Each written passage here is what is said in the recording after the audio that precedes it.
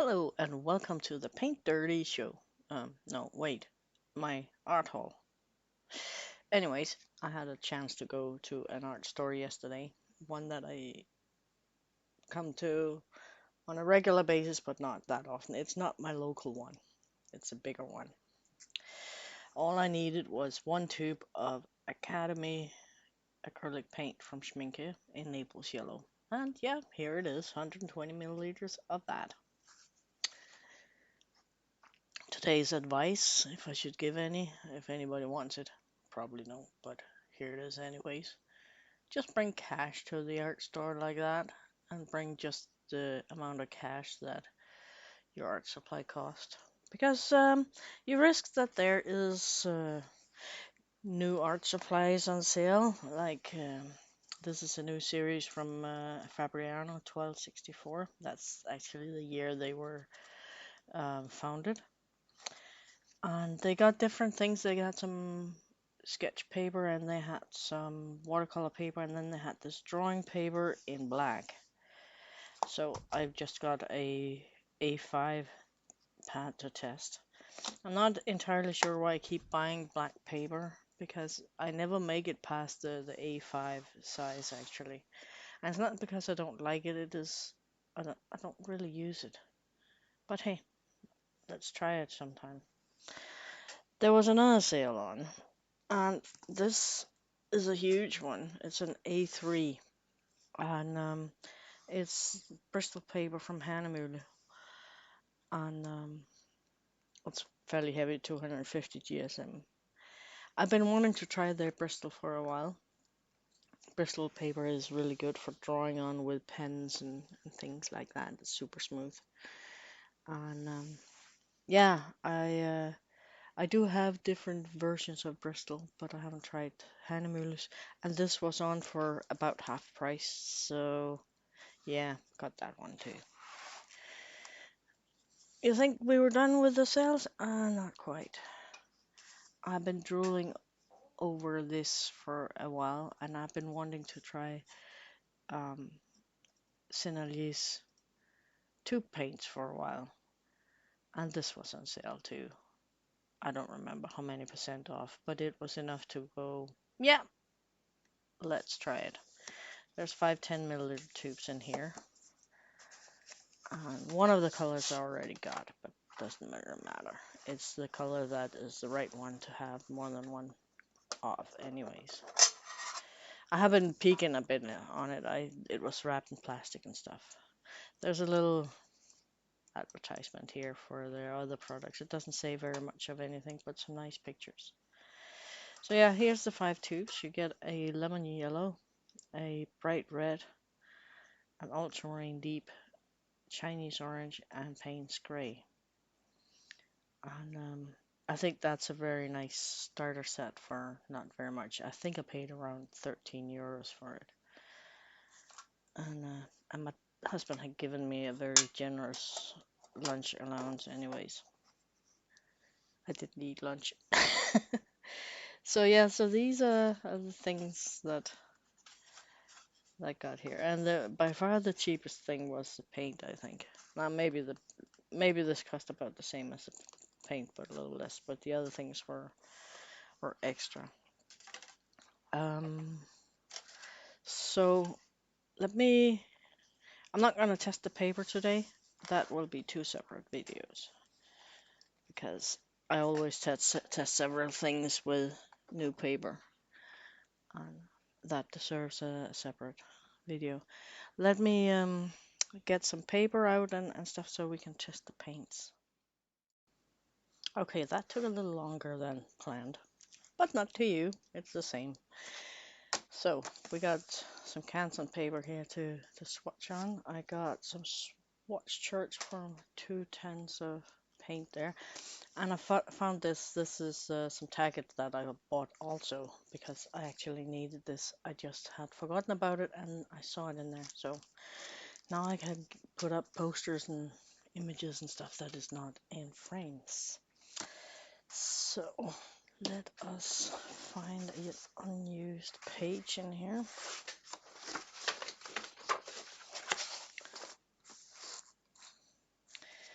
And I got my 2 tins of mixed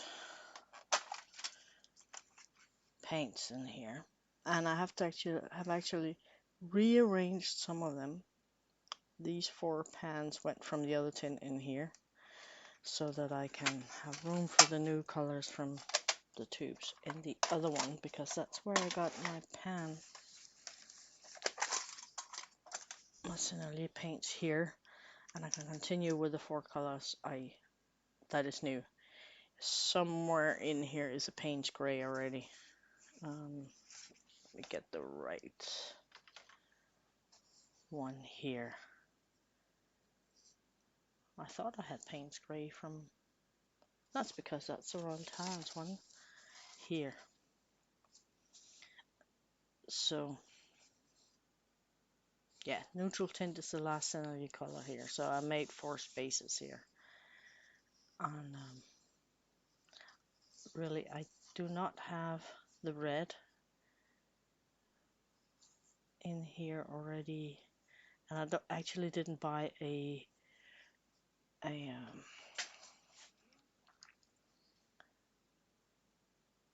ultramarine from Sinelia either. So really, the only color I already got was the Payne's Gray. So I'm not gonna put Payne's Gray in a pan, but the 4 other colors I will, and I will just let them sit here because they're a little bit special. I won't put them in with the others. I have been quite happy with the pan, the pan colors there. So it's not that, it's just I find the tubes to be a little more flexible than pans. And I'll make a video. I have a long plan to make a video of my Rebel palettes. And I hope I can maybe film that today and upload it in a few days. So lemon yellow, bright red. And the weird thing about this bright red is that in German it's called helio red, and I forgot, is that a naphthol red or pyrrole red that they call helio red. I think it's chemically related to the phthalo colors, but they don't. This one doesn't have a pigment name here. It's just not there. Ultramarine deep. Yeah, like I need another ultramarine, but hey,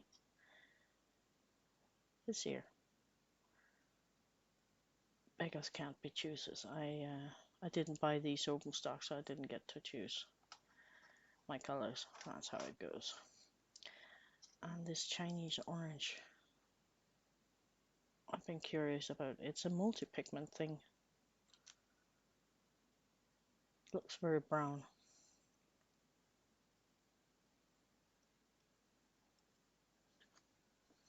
And I'm sorry about the lights. It's very dark over here because my old lamp here has died.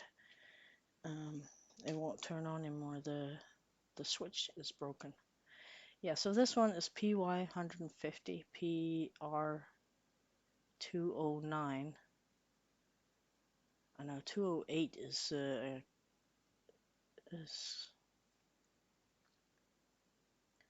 cadmium red, but what is 209? I don't remember the red pigments very well. And PBR 23. That's interesting. PBR 24 is the pigment of this one, and that's Naples yellow. Oh, and there wasn't room for the, but I'll take this one out and put a little dabble on the papers because we need to check it. These ones can go away. And see if I can fit everything in here. I'll put a little bit here so it doesn't go to waste.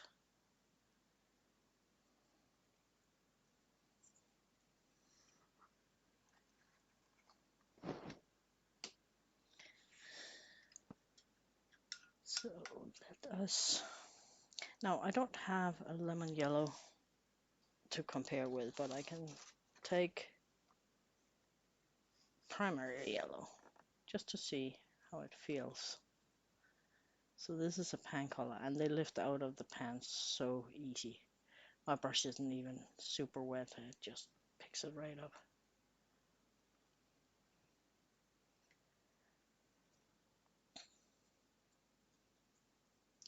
And it's difficult to compare directly because wet paint right out of a tube is different to paint with than paint you pick out of a pan, regardless if the paint in the pan is the dried tube paint like here, or if it's extruded and dried pan colors. That will always feel different. So I can't really tell the difference until I have tried these ones that dried. Oh, let's try the red and have a look at that. Yeah, this looks like a naphtha red or something like that. It actually looks slightly magenta. I'm curious to see that in mixes. What have we got here? That one is an opera rose. That's probably not. This is a permanent magenta. No, it's not the same color. It is just to get the feel. Right out of the tube, these are more intense, and that's to be expected because you get more pigment. One thing I've noticed on these two colors this far already is that often I don't like using wet paint straight out of the tube because it sticks to my brush usually. So this is Cinerus blue. This is I think it's a phthalo blue white mix. I usually don't buy paints mixed with white, but that one was quite nice. Ultramarine deep. This is a little bit clumpy, but not too bad. It's quite intense. I can't believe I say this, but I actually like this. Maybe it's because it's a deep. It's a little more dark than you usually see in ultramarines.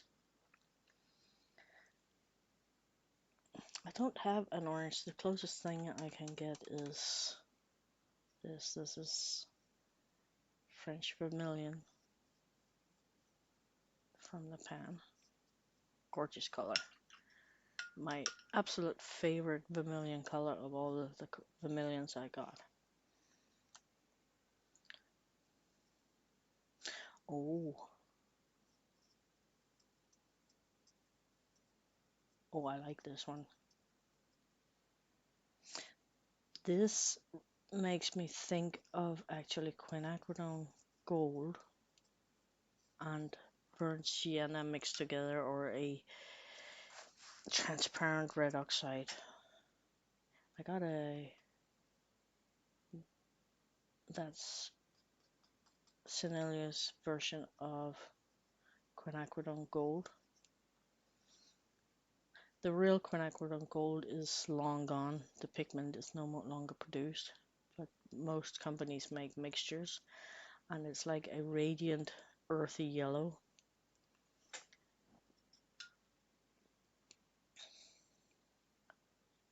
I need to look. Yeah, and we got a burnt sienna here.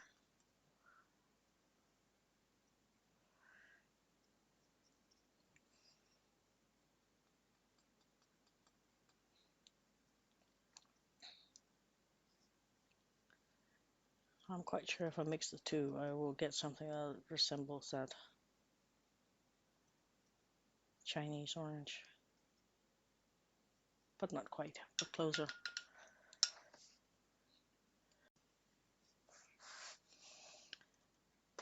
So this far, I'm really, really pleased. Now we can do a direct comparison because I got the Payne's Gray up here from the pan.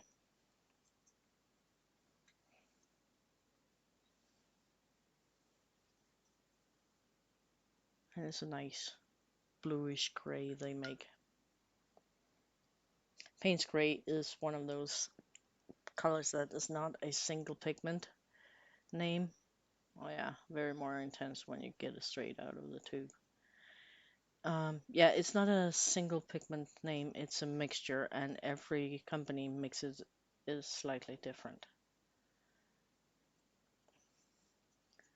So, all you know, when you buy a Payne's gray, all you know that you get is a cool gray.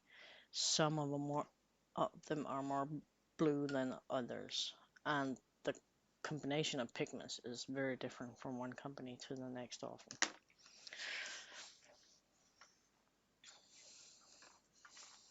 So it will take some days for the paint to dry in the pans here, so I can try it again there. But I'm curious with this mixing set, or test set, what can we mix with those 5 colors? Payne's gray often is interesting to mix greens with, and this one is no exception. Get these grayish greens. What's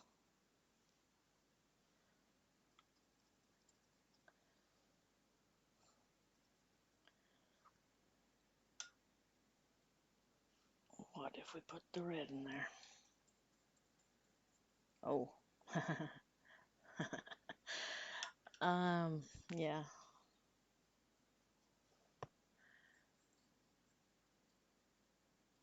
Oh, that makes an interesting purple.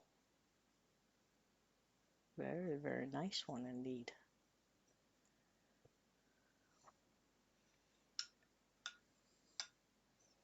What's in this Payne's gray that looks like it's granulating a bit? PB29, that's why, that is ultramarine. PB15:1, that is, if I'm not mistaken, that is phthalo blue red shade, and PBK7, that is it lamp black? It's a black anyways. Okay, so that's why we got a granulating Payne's gray. That's interesting.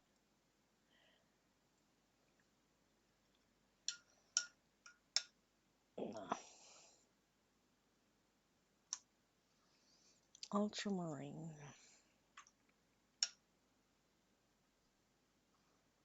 and Payne's gray.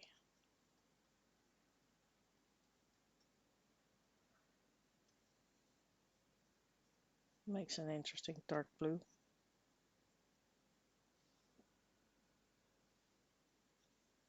Quite nice.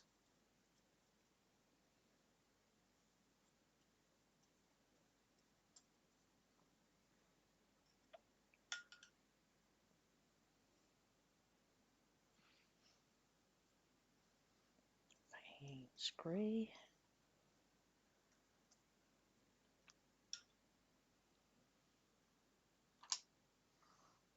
And this orange. Oh, brown. Oh, that's fantastic. That was so easy to mix browns for that way.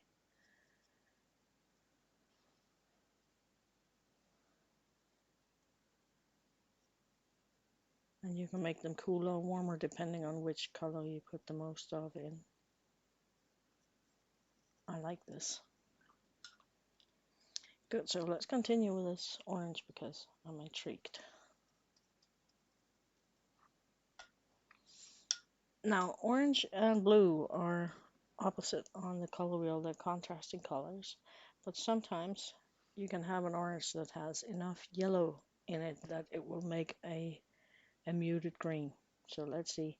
Now, I don't think so because ultramarine blue is leaning very much towards violet, so it doesn't often make, even with a cold yellow, it doesn't make much of a green. Yeah, same here. It goes gray. So they are really opposites, these ones. They are contrasting colors. But that's okay because grays has their place in painting as well.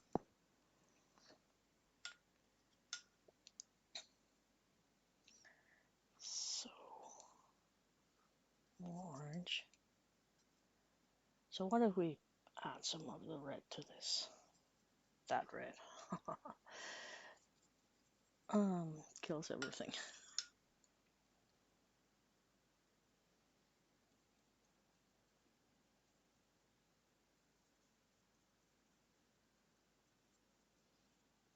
Yeah, they mix nicely together, give some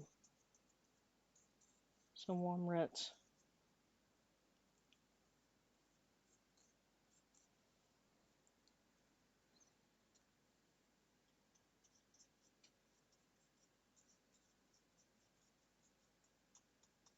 Cool.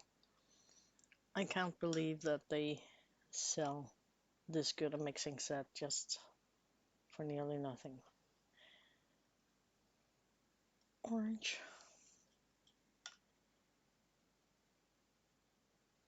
And yellow. Yeah, that just makes a, wow, very bright orange. And all these are just two pigment mixes. Imagine if you, or two color mixes, imagine if you start adding a third color in there.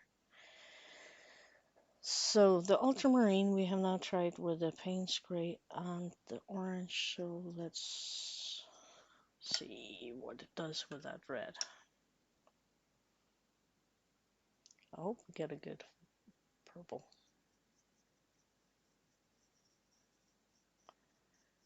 We do. Wow. Not super dark, but nice.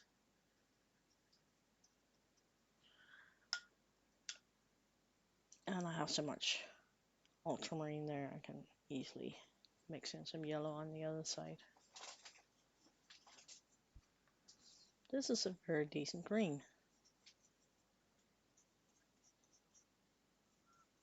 Here's some more bluish green. It's not often that you got an ultramarine that makes this bright greens in watercolor. Neptune, what you doing? He's emptying my garbage bin. Thank you, baby. Can you leave, please? Oh, I think I threw away part of a burger. And that's probably what you can smell in there. What else? Yellow and the red.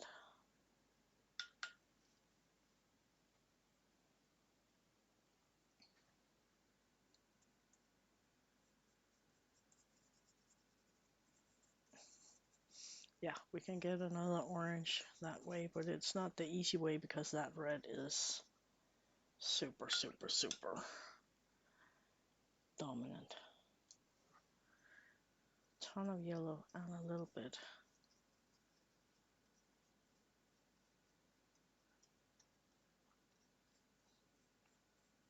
Makes a very nice orange, yes. Absolutely brilliant set, this test pack. I'm super impressed. Impressed but not surprised because Sennelier is a super professional company. I like most of the things that comes out of their company. And I have always liked the watercolors. I don't use them very much because they kind of sit in this tin, and yeah, I'm not good at using the big tins here. But yeah, that was my haul and my test. Let me just try one more thing before we go. Let's have a look at that Naples yellow. We got wet paint, super. Don't run. So most companies, when they sell Naples yellow, they don't sell the actual pigment, they sell mixtures, so they sell hues of it. I'm not very fond of the Naples yellows that you can get from, what's it called? From Amsterdam. I love the Amsterdam paints otherwise, but I'm not a fan of their titanium yellows. Not titanium, their Naples yellows. I think they're very much too pale. This is the real pigment, and I got this in watercolor as well, also from Schminke. They just don't call it Naples yellow, they call it titanium gold ochre. And it's the same name if you want their gouache, actually. And it's a nice, fairly bright, earthy yellow, and I really, really like that. If we grab,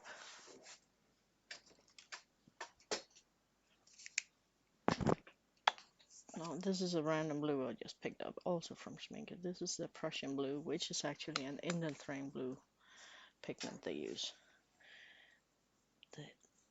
This Naples yellow mixes some really, really interesting greens. There's no white in it because there's no white pigment mixed in, but it has a white quality to it, so it's quite opaque, and it looks like you mixed in some white when you use it.